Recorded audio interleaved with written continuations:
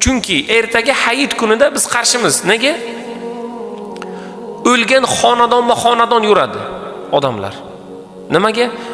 Falon 6 oymi 7 oy oldin o'luvdi. Mana shu o'lgan xonadonni birinchi hayiti.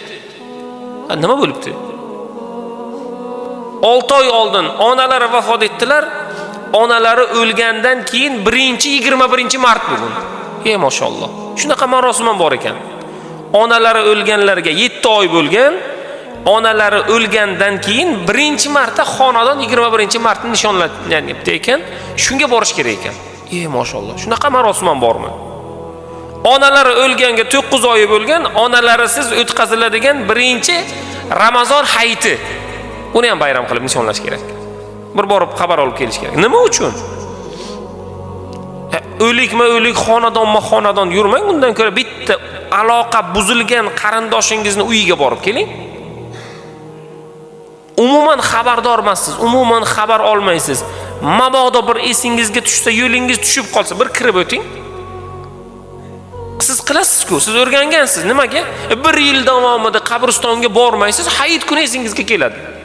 Hayit kuni bayram. Qo'ltiqda o'roq, yelkada ketmon, ketdik. Ha nima?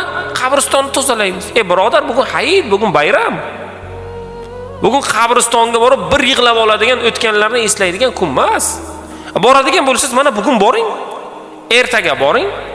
Hayit kuni bormang. Hayit kuni bayram qiling. Hayit kuni qarindoshlaringizga bir xursandchilik kiriting. Vafot etganlarning haqqiga bir duo qiling-da, tiriklarni qadrlang. Chunki ertaga hayit kunida biz qarshimiz. Nega? O'lgan xonadon yuradi odamlar. Nimaga? Falon 6 oymi 7 oy oldin o'luvdi. Mana shu o'lgan xonadonni birinchi hayiti. Nima bo'libdi?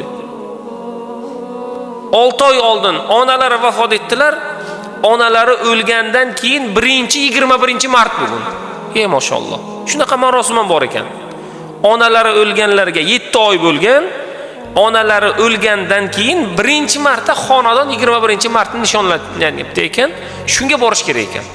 Mashalloh. Shunaqa marosim ham bormi? Onalari o'lganga 9 oy bo'lgan, onalarisiz o'tkaziladigan 1-Ramazon hayiti. Uni ham bayram qilib nishonlash kerak. Bir borib xabar olib kelish kerak. Nima uchun? O'lik xonadon yurmang, undan ko'ra bitta aloqa buzilgan qarindoshingizni uyiga borib keling. Umuman xabardor emassiz, umuman xabar olmaysiz. Mabodo bir esingizga tushsa, yo'lingiz